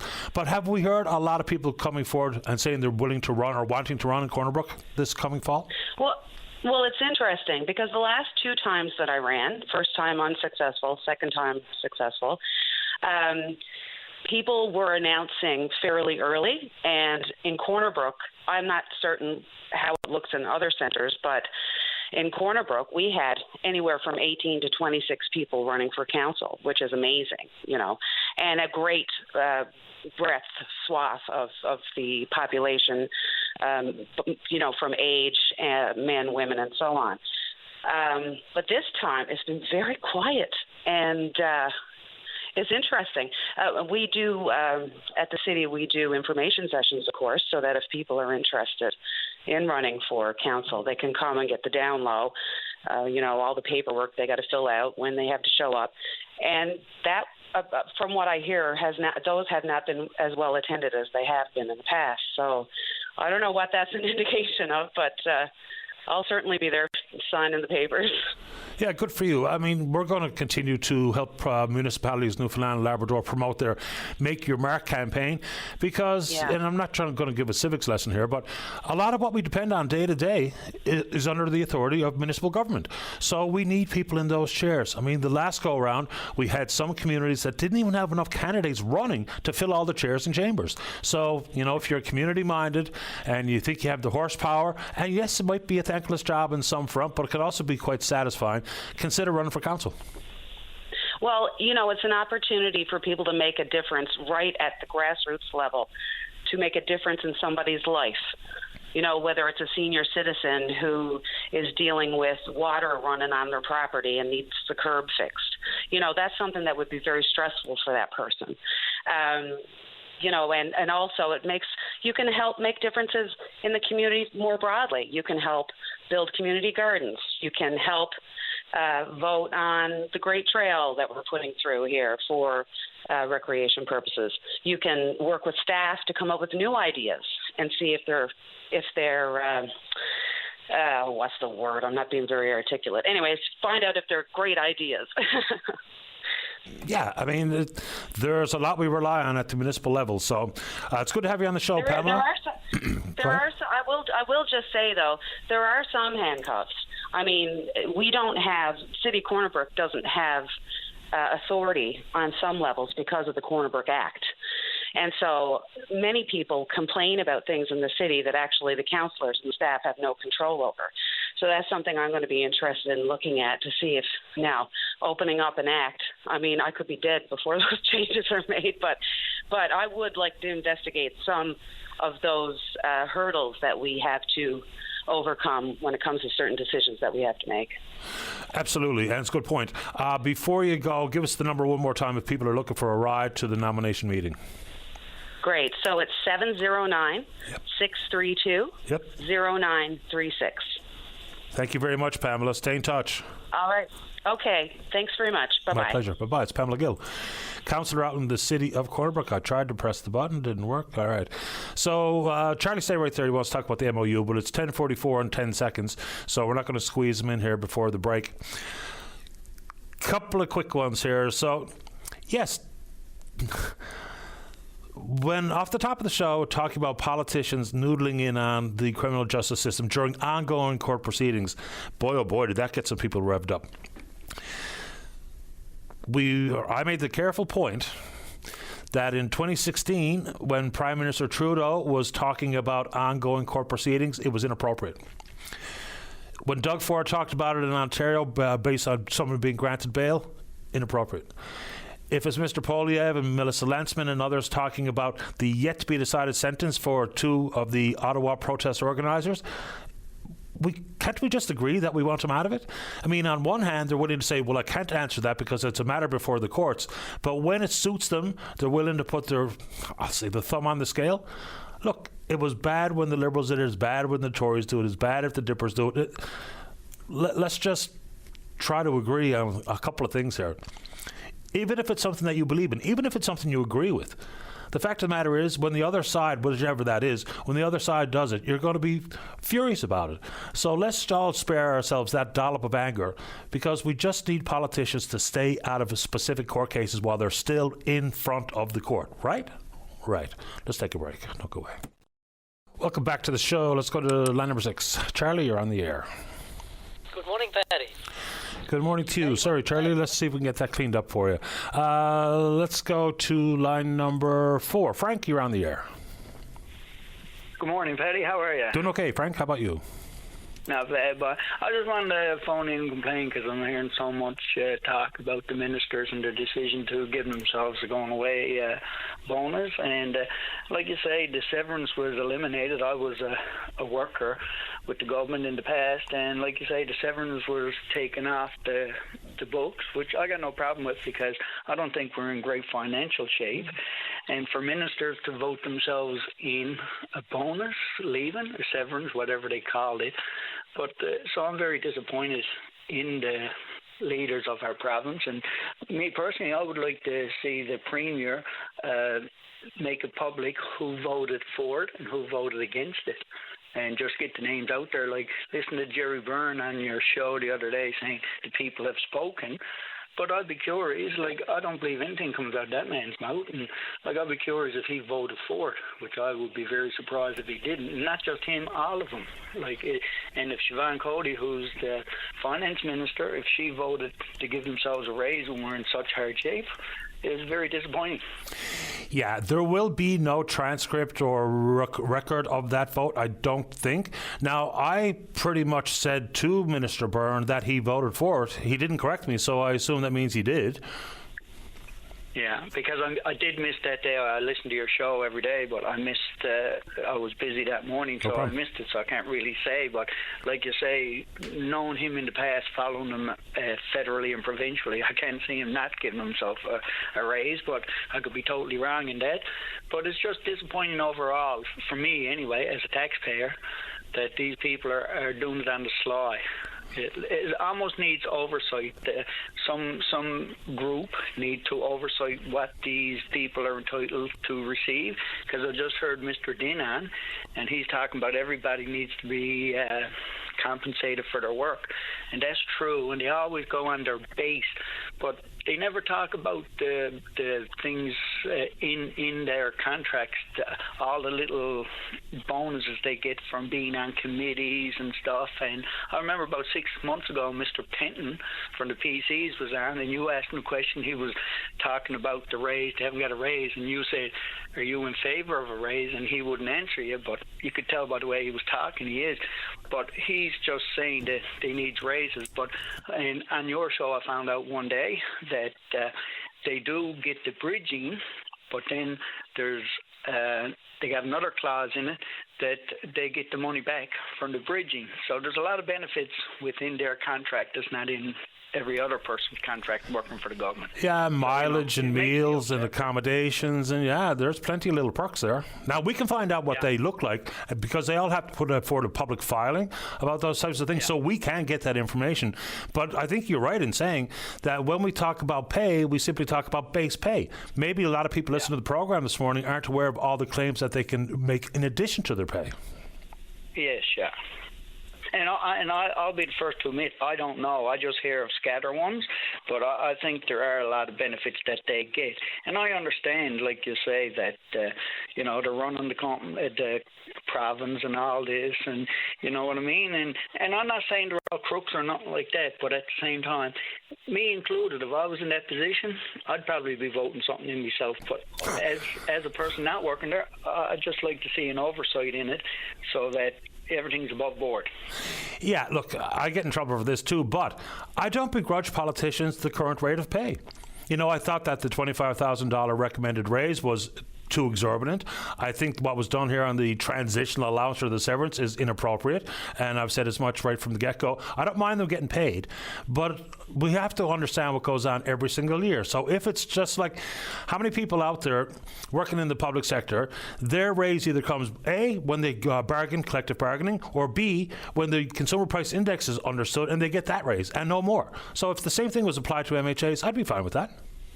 Yes, and if it's above board, I'll be fine with it too. Like you say, I work for the government, and people used to say you get paid too much and all that, and I didn't agree with it. But like you say, you got to listen to all that. But yes, everybody should get paid a fair amount, right? But like, I don't like this stuff being hid behind, and I would say most of them voted in favor of it. You would have to think so. Yeah, like. There's bargaining, so they should have the bargain too, and in good faith like everybody else, and not be able to add little things onto it, right? But, you know. Yeah, Yeah, anyway, we're giving it lots of conversation. It deserves conversation. And so it deserves conversation. Absolutely right, Frank. And I'm glad you called to have one. Okay, I appreciate that, Paddy. Thank you. Have a good day. Same to you, Frank. All the best. All right, bye-bye. Dave, which one should I take that we can get in with the amount of time we have available? Line number something. Line number 2. Let's go to line number 2. Molly, you're on the air. Hi, Patty. How are you? Very well. How about you? I'm good. I'm just calling to remind everyone of our drive-in bingo that's happening again tonight at Jack Byrne Arena in support of the Eating Disorder Foundation. So for some details, the doors will open at 5:30 and the first game starts at 7. It's $25 to play all games, and we also have a $1,000 nightly jackpot. There's going to be a food truck on site that is cash only, and we'll also be selling our Labor Day 50/50 tickets. And we're also really excited to have Russell Bowers, your morning show host, calling bingo this evening. Oh, good. So we hope you guys can come on out and show your support for the Eating Disorder Foundation. All the proceeds from our fundraisers go to support the programs and services that we offer to the individuals and families who are dealing with an eating disorder in our province. How has it been going so far? How's the turnout? It's been great. Yeah, it's been busy, so it's great to see it, and we hope that we'll get the same sort of turnout for the rest of the summer. So sounds good to me. Just ballpark, how many people do you think turned out last week?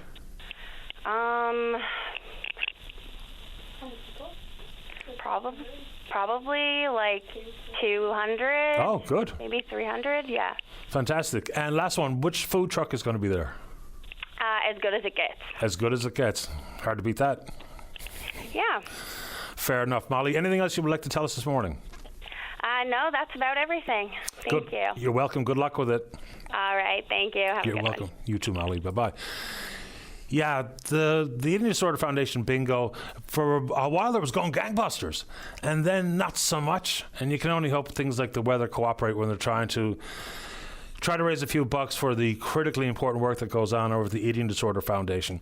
A couple of quickies. I don't want to squeeze anyone up against the news because that doesn't work for anybody. Is, of course, happy to take all the emails. And, some of the emails are really not fit, but some of them really have some very good points being made. And I know it's not for everybody to join us live on the air, but it's painless. So I really hope that some of the folks that send some of these pretty thoughtful, well understood, researched, sophisticated emails. Boy, it'd be nice if you also made some time to join us live on the program. And look, all opinions welcome. It's all good. We can get through it. It's not a problem. And there's how many people out there who are either nodding along or shaking their head at what things that are said here on the show and have not called but maybe do consider it sometimes. Maybe today, well, there's a few people in the queue, but maybe today is a good day for you to check exactly that. We are on the Twitter box. We're VOCM Open Line. You can follow us there. And as Wally points out rightfully, in 2007, there was a recommendation that future members of the Commission move to a defined contribution plan for MHAs. In 2016, the Liberal caucus put forward a motion to the Management Commission to implement a defined contribution plan instead, but it was rejected. It was. But if you look a little closer, there was some pre-vote counting done. I'm not so sure that really truly reflects the thought of the day or the outcome at the commission level. We're also taking your emails. It's openline@vocm.com. When we come back, Walter's there to talk about a library, which one and where, we'll find out. Debbie wants to talk about home care. I did speak to some concerns being brought forward in a letter to the Auditor General regarding home support, but that was specifically for people with disabilities. And Charlie's there to talk the MOU. There's still plenty of people who have got lived experience in the world of business and in hydro who continue to chime in and to write blogs and to post videos and presentations that they've given about the MOU. Still plenty of massive questions yet to be fully understood here. If people lean in on, did we get the best deal possible? I think we need some more in the way of specifics on that front, because best deal possible will, generally speaking, just boil back to one person's opinion on it. The meeting yesterday between Premier Hogan and Premier Legault, of course, the release on the heels of it was that they are looking to unleash the power of the Churchill River and all the rest. But we do not know if either side is considering some of the changes that have happened even since the MOU was signed, and the possibilities for different federal policy, whether it be East-West Energy Corridor, whether it be direct federal government involvement, because the government is talking about exactly that. Projects in the best interest of the country will indeed see fast tracking of approval and the potential for direct financial involvement or support from the federal government. So we'll see what the callers think right after the news. Don't go away. You're listening to a rebroadcast of VOCM Open Line. Have your say by calling 709-273-5211 or 1-888-590-8626 and listen live weekday mornings at 9 a.m. Welcome back. Let's go to line number 3. Charlie, you're on the air. Good morning again, Paddy. Morning. I guess it felt like fall when you brought your dog out this morning, did it? It was a little bit chilly out there this morning, and of course I went out with a pair of shorts on, and I regretted it immediately. Anyway, it felt good to feel fallish. Yeah, not bad. Now he's right now at the vet getting fixed, so it's kind of been on my mind all morning. Oh yeah. Okay. Anyway. It'll be okay. Paddy, there's a saying, rather be right than happy. You can relate to that, I guess. It's how I live my life, Charlie.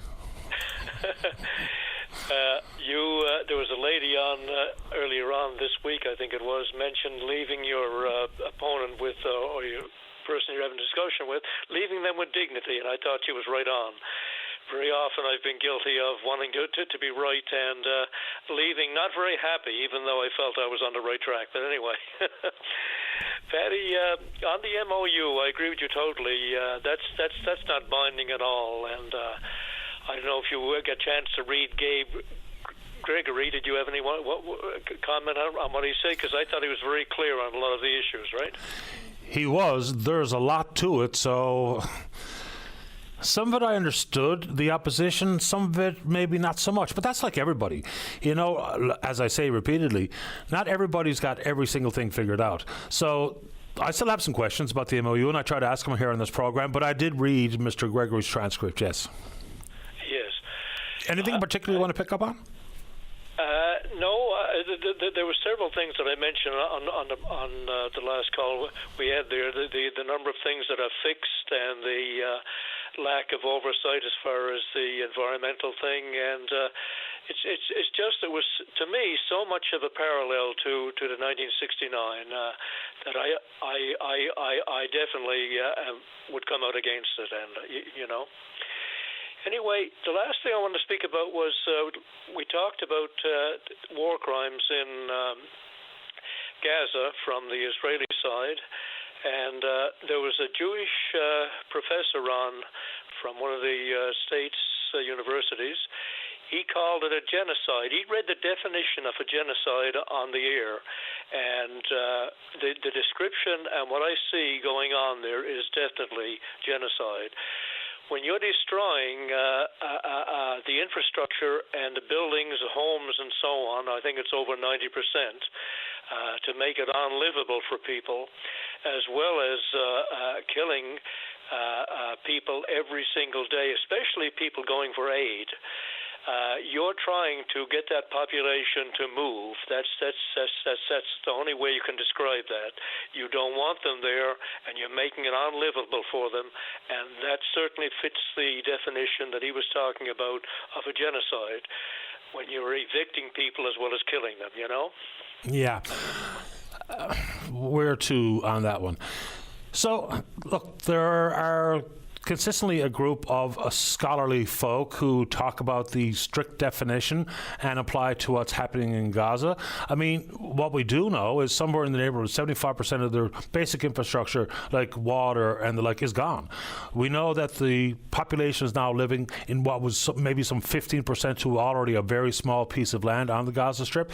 So there's a lot to this. Some of the stories, like here's where I get frustrated, is you'll see a story about someone claiming that X number of people, including children, shot dead while waiting for aid. And immediately, before there's any actual thought given to it, it's someone will hop on and say, well, that's Hamas shooting them. And then the next person will say, no, it's Israeli shooting them. We do know there was a couple of Israeli soldiers detained and questioned in Belgium about some of the things they're accused of having done. They were at a music festival or something while they were on leave, I believe it was. So I read these stories as well. And like here's the comment I made to somebody off air, because they were really quite frustrated with any reference to this being a genocide. I just asked them the basic question. At what level do we fairly apply that term? Like, I mean, people have no problem talking about the genocide in Rwanda, right? So at what level or what number or what death toll, including men, women and children, do we have to arrive at before people are willing to acknowledge it? There's even Israelis that say it out loud. So again, it's not me or just you saying things like this. These are other people that understand the issues, have applied the rule of law, whether it be at the International Criminal Court, even Israelis themselves, former prime ministers. So again, it's not up to me to label it, but that's my fundamental question is what has to happen before people consider to be exactly that? And I can't get an answer to that one. Well, the government in Israel is hurting Jewish people within Israel and all over the world, because what they're doing is unforgivable. You can talk about news stories and so on. You can't dismiss. It's just so much, right? From aid workers, from former, as you said, prime ministers, from Israeli writers, and so on. To downplay it is to me to be dishonest, disingenuous. But anyway, I guess I'll leave it at that. Yeah. Now here's a question. And I'm about to respond to the comment with what does that have to do with anything? And people want me to ask you and others who are commenting on the conflict of war in Gaza is what we think about the fact that other parts of the world are already accepting refugees from Gaza and other countries in close proximity to refuse to. I don't know what that has to do with the price of tea in China, whether it be the Jordanians, the Lebanon, Syria, Egypt. Their own decisions really don't impact how I view what's happening in the conflict. But any thoughts on that front, why other countries in different parts of the world are accepting refugees from that area, that region, but other countries close by are not? Well, as you know, Jordan accepted when they were expelled in '49 and later. Jordan, I think, probably has as many Palestinians as they have Jordanians. But looking at the present thing, I'm glad they're not accepting them. I think that would be the worst thing they could do. If other countries are taking so many bad cases, needed cases, okay. But no, I would not want to see Egypt or Jordan or any of these countries accept large numbers of Palestinians. That's only helping the Israeli thing. That's my opinion. Well, and like other issues, when you move people from one area to another, whether it be the homeless and their tent cities to a different region, we didn't actually solve anything. And accepting them, whether it be in Lebanon or Jordan or Syria, doesn't change what's happening in Gaza. So that's my question there. And of course, the sentiment is that the extreme leanings of Islam and the association or the attachment or the support for Hamas would be so widespread that those countries would be hesitant to accept refugees from Gaza. So again, a complicated world that doesn't need, oversimplified answers. Lebanon too accepted large numbers at one point. They did at one point, and it completely destabilized their country. Anyway, just a quick thing on capelin. I was checking on capelin spawn. I've often said, on this program too, how the heck can they make money on it? And in Japan, the product is called Masago, and it's used with sushi. So I assume that the people in Japan buying it would be rich folks. But anyway. The fact that they can go through so many stages, from fishermen to plants and shipping it and so on, and a final product can be they can make money off it is to me amazing. But anyway, it's got the final product, Masago, has got lots of omega-3 and so on, but it's very high in salt. And as they said, the big thing is they're using, of course, female capelin to accomplish their end. But anyway, leave it at that. Fair enough, Charlie. Thanks for the time.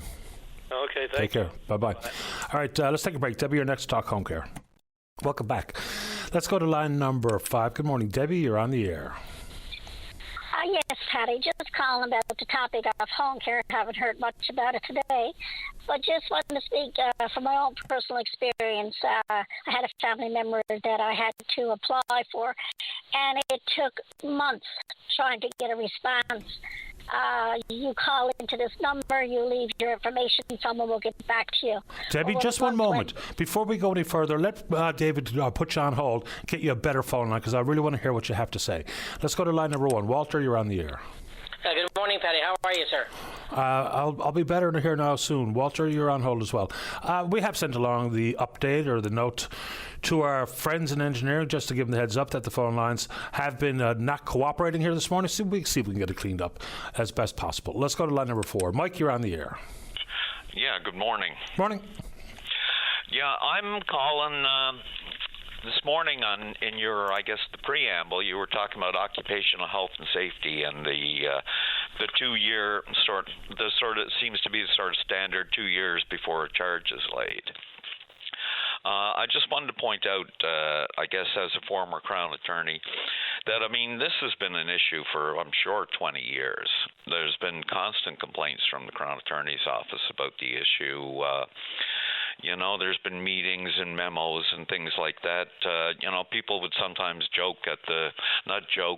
comment at the Crown office when there was a fatal accident, wondering how many of the Crowns would still be working by the time it finally got to trial, because you could be talking 2 years to lay the charge, and then those charges, when there's a corporation involved, can be pretty lengthy, and it can be up to 2 years to resolve them once the charge is laid. So, I mean, that's 4 years, and that's pretty hard on the, especially if there's a fatality, on the family members of the people involved. And it seems to be the standard length of time, no matter whether it's a fairly simple incident or a complex industrial accident. And one of the things I wanted to mention is that these delays can have a real practical effect on the cases and the outcomes of the cases. I mean, the occupational health and safety people, they have some great investigators, but they're not lawyers. And when the Crown looks at the case and they decide that there's a witness mentioned that probably should have been interviewed, or a witness a statement was taken from that they probably want some more details on. Well, if it's 2 years later when the Crown is getting the case, I mean, we all know what it's like in the skilled trades. Projects ends and workers are highly mobile. I mean, the person you want interviewed might be out in Alberta. You might not have any contact information for him anymore.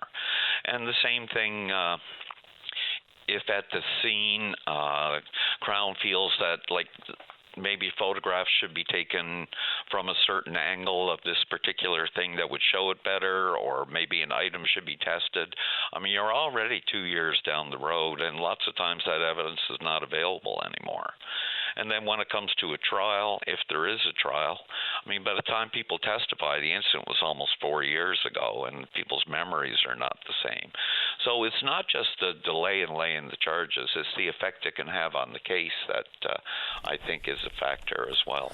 Fair enough. I think the point that I was trying to make is that just at the investigative level, at the government level, we have a problem. Whether we don't have enough investigators or the required type of training, because if we are seeing the deadline passed so frequently, and if we see times where the deadline is upcoming and at the 11th hour charges are laid, and in some circumstances the Crown was unable to even provide any evidence in the courts itself, that's kind of where I'm leaning. I understand the sluggish progress sometimes in the criminal justice system and or the civil justice system, but I was more focused on timelines and deadlines at the government level. Yeah, and I think it's not just a question of getting in under the wire, it's a question of how these delays affect what happens with the case. Oh yeah, no question. Yeah. I just wanted to say one other thing now before I got off, because I heard you talking about politicians and ongoing court cases and that they should keep their mouths shut. And I agree with that as a general principle, but I think it's not always as easy on the ground as it is in the abstract. Like, let's take, for example, now there's a doctor in Texas going on trial tomorrow for providing an abortion, and Trump comes out and says that this guy should be convicted and should get the maximum sentence. I mean, especially given the venue and that it's a jury trial, that's going to affect his rights to a fair trial. But let's take another example. Let's say, I'm making this up now, but let's say in PEI there's a factory that makes widgets, and 5 workers have died there over the last 3 years, and the factory's still open. And charges have been laid, but worker safety is becoming an issue. And every time the politicians are asked, they're saying, it's before the courts and I can't say anything. Obviously, the principle is easy to articulate, but the application to a particular set of facts is not always as straightforward. The examples that we were using, I'll stick with this. I might be wrong, but this is where I'm coming from. Is if there's, for instance, when Doug Ford was going up and down one side of the judge about the person who got denied bail, or pardon me, was granted bail, and then proved to be not guilty in a court of law. That's putting cart in front of horse.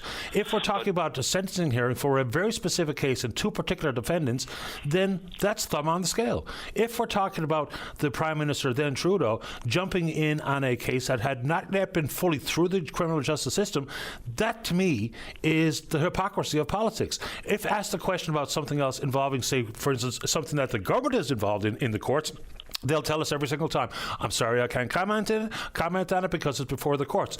Well, again, Cake and Eat It Too is only for fairy tales. Yeah, no, for sure. But even to go back to the Freedom Convoy case, some of these people had been charged and released on bail while the Freedom Convoy was still in downtown Ottawa.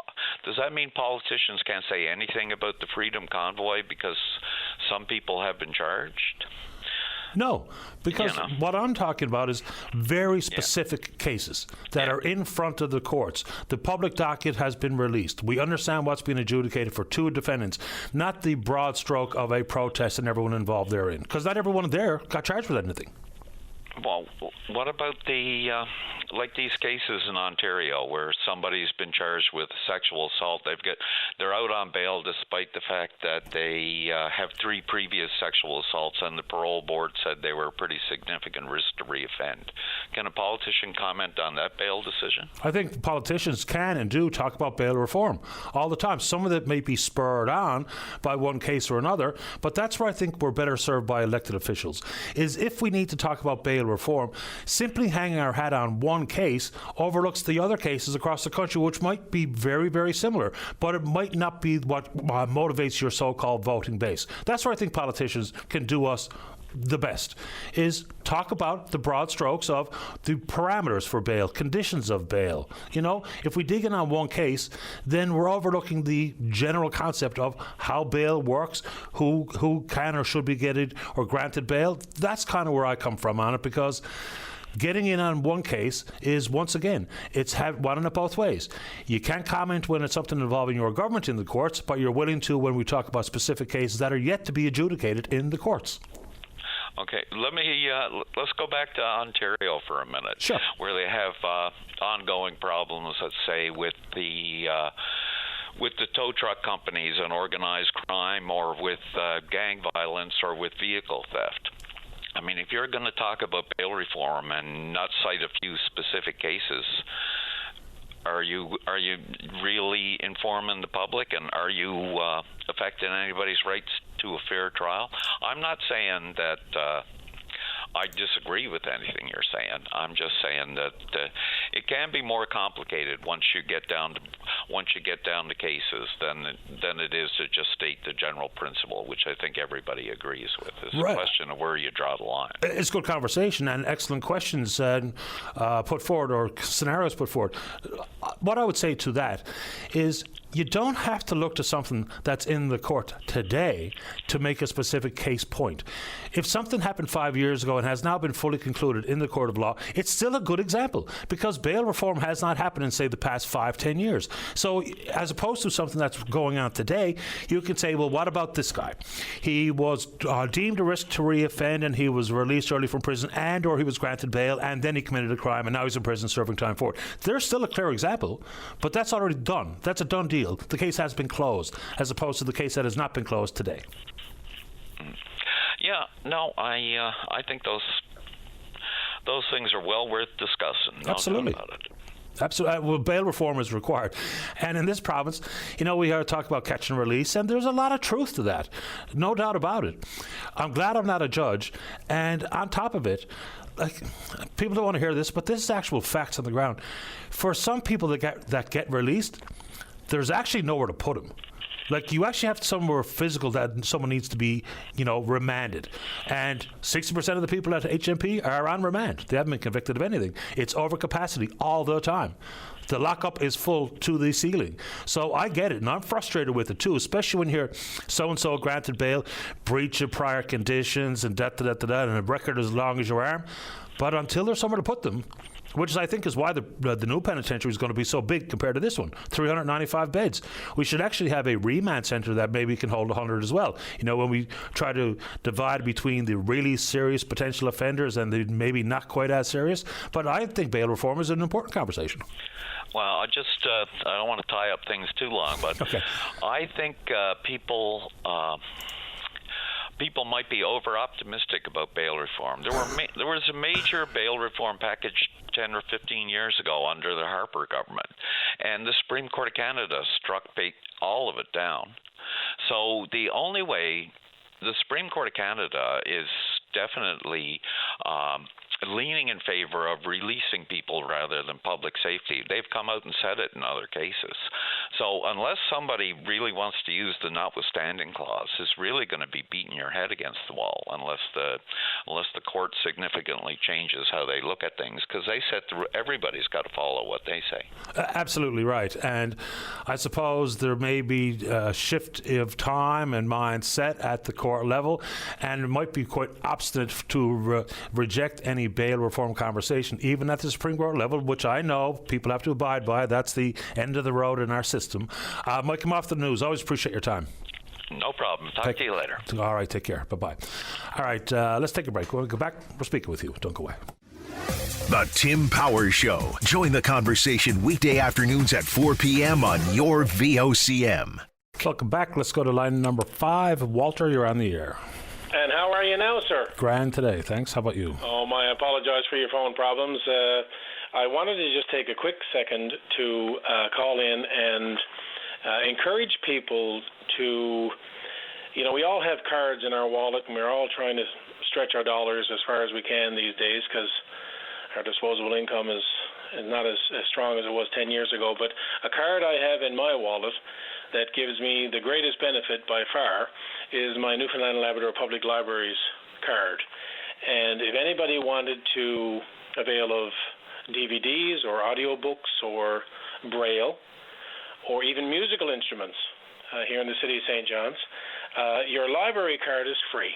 And you can go to any library and avail of great resources, over 1 million books and magazines and newspapers. And if by chance you found yourself in a position where you're out of town or you had to get it back within a day or so, you can drop off anything that you get from a Newfoundland and Labrador Public Library at any library in the province. So you're not tied down to making certain that you get it back in the same spot that you took it from. So I just wanted to encourage people to, if you wanted to, get your library card. It is free. You can get board games for 3 weeks, which, of course, playing board games encourages social interaction with your family and, communication skills, and just promotes teamwork and stuff, even a little simple board game. So I just wanted to recommend that people, if they wanted to get a library card, it's free and it has great benefits. Fair enough. Remember there years ago when the government decided to slash predominantly, almost all of the funding for public libraries, there was a backlash. And the assertion was, well, people don't use the libraries anymore. It's simply not true. And in some smaller communities, it is one of those community hubs. Even if people are looking for, as you say, books or periodicals or musical instruments or DVDs or whatever the case might be, to use the computer, to use printing services, there's lots of reasons why the public libraries still play a pretty important role here. No doubt about it. Absolutely, and I think my numbers, last time I checked was 94 public libraries across the province. I think the first library was started in 1820 here in the province. So I don't subscribe to cutting funding for our libraries. I think that maybe 40 years ago a library was seen as somewhere where you just go get a book. That's not the case anymore. The opportunity is there for you to broaden your mind. I mean, over 1 million newspapers and magazines and stuff. Not to mention the opportunity to, somebody who wants to learn to play an instrument. Well, you can go get it for 4 weeks, and it doesn't cost you a penny. So, no, I just wanted to say, if folks had never been to a library, maybe take a second and go on in, and you might be surprised at what you find. Fair enough, Walter. Appreciate the time. Thank you so much. You're welcome. Bye-bye. See ya. All right, let's keep rolling. Let's go to line number 2. Taking over to the PC candidate running in Waterford Valley. That's David Tomlin. Good morning, David. You're on the air. Good morning, Perry. How are you this morning? Best kind. How about you? I'm doing great. I'm up bright and the sun is shining. Paddy, I'm calling in about a loaded subject here this morning. It's about crime. In Waterford Valley, we have a great part of Waterford Valley. It's a community called Shea Heights. I'm sure you know as well as we all do, every couple of weeks, every month or so, we're seeing some information that's in the news about some crime that's happening here. And it's highly upsetting. It's starting to hit home here big time, really close to home. And I wanted to call because I have some simple concepts, some simple solutions, and some of the things I wanted to speak about. So I just wanted to start out to say that, as I see it, there's a lot of community spirit in Shea Heights. There's a lot of it. And I want to also say that this is a snapshot, and what I'm going to speak about is a snapshot of our whole province. But essentially, we got some good, hard-working people that promote community spirit, and I see it every day that I'm up there, and every day that I see a lot of things in the go. So on that note, I wanted to say that I just wanted to bring it back to this. There's a lot of people here that I see. I've seen ball fields that were empty. I had some friends that help build community spirits, and my whole concept here was to take back our communities, and that's what I wanted to speak about here today. What I feel, and I've always worked in management, I've always seen some things, and if we're seeing some outcomes on the ground level, then to me, we got to have some systematic changes up top. So I don't think that we're going to rest our way through this with all the police, and this is, like I say, it's a very, very loaded concept that I wanted to speak about. So there's a lot of system changes up top that need to be done, and the foundations need to be put forward to build these steps. Give us some specifics. What exactly are you referring to? Okay, so on that note, what I wanted to say is basically that I see people that get arrested. I don't think the concept is to be arresting people. I want to see, what I'd like to see from a government is putting people first, starting in their communities, and starting to put more community programs where people take pride in their communities. So essentially, what I was trying to say here is that I see a lot of kids, and some of these interventions will start at a youth age. What I like to see is people getting together more and trying to get that back. Sense of community does indeed go a long way. There's a couple of things that I'll bounce off you here. The two major contributors to the crime rates that we see in this province, and I plan on digging into it off the top of the show tomorrow, are a couple of things. I think, one, drugs. I mean, I don't think anyone can deny that. But I also think that there's a distinct correlation between government policy, government programs regarding the social determinants of health and crime rates. I really do. Same thing when we talk about interaction with the healthcare system. Because we have to believe that whether it be issues regarding drug addiction and poverty, which is part of this. So people will deny some of these and say the criminal mind is simply the criminal element and it can't be curbed or stopped. But that's not true. We can't throw our arms in the air. We can't shrug our shoulders and say, well, that's it, boy, that's the way the world works. No, boy, it's not the way the world works. If we dealt with drugs in a more pragmatic fashion, whether it be expansion for detox, expansion for rehab, better campaigns to understand the implications of the toxic drugs that are on the street, and spending money on the social determinants of health, I think we'd go hand in glove with reducing crime. What do you think? I do believe everything that you just said. So essentially what we're trying to say here, Paddy, is, we see this every day. I see a lot of stuff in the community. I see that when the community gets together, they provide guidance for youth. They provide guidance for people. They incorporate everybody. It makes people stand up, be proud of where they come from, and be proud on their feet. With that being said, I know that there's a lot of issues with crime. I know that mental health, there's a big part of that as well. But overall, I see this as they need more support from the government. So essentially, like going back to like my background and what we do, if we see failures on the street level, we need to offer the assistance up top to change that. What that would look like is essentially what you just said, is more supports for community, get people more involved in community, get people more involved in a lot of things that help uplift people. So I see and I hear people on your show every day talking about, crime is going up, and if something's not working, then we need some changes up top to change this. Also, when I see that stuff, is overall, we need more emphasis on a lot of things that are going to change legislation to help out with this. So what that would mean exactly is, I'll go back to this. Sometimes we make people stand up and be proud on their feet. I always think about, I've seen some friends that went through some hard times that were good people. They ended up out the Salmon Line, for example. Salmon Line was a great facility because it did help with getting people feeling good about themselves, had them up in their morning. And, we all go through ups and downs in life, but I've seen some people change their lives because of that facility, and we don't have these programs somewhere. Yeah, it played an important role insofar as rehabilitation, I'll say, even though that was for some, I'm not going to say less than serious crimes, but people know what I'm trying to get at here.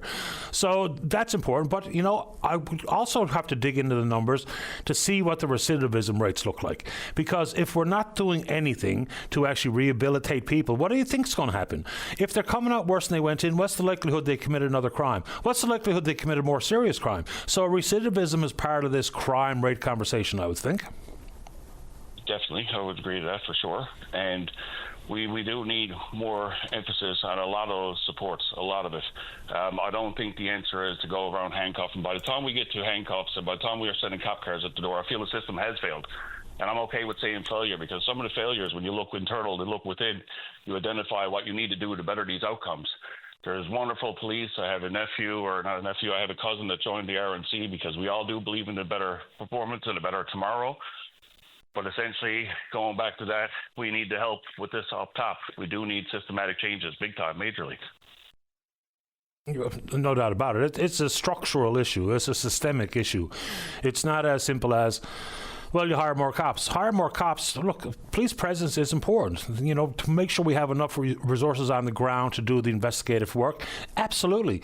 But more arrests is not curbing crime, necessarily so. We understand that to be true. Tough on crime, I don't think, people can say that that's the be-all and end-all, but it has proven to not be really that effective. The hardest on crime country in the world is the United States of America. They have the highest recidivism rates in the modern world. So you don't have to look much further than our friends to the south. Anything else you'd like to say this morning while we have you, David? No, yeah, I just want to say thanks for having me and stuff. And essentially the whole take-home message is that we need to start changing these levels up top to help support everything that's happening on the ground. I appreciate your time. Good luck out there. Thanks a lot. You're welcome. That's David Tomlin, running for the Tories in Waterford Valley. Final break of the morning. Don't go away. Welcome back to the show. Let's go to line number 5. Second one to the coach, Eric Stern. Let's St. John's Pride.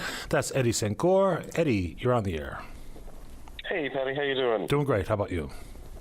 Just grand. Just came off a really great festival in St. John's and just wanted to put a huge thanks out to all the volunteers and community members and organizations that showed up over those last 11 days and really showed how much support there is for the queer community in St. John's. There certainly seemed to be an awful lot of activities on the go.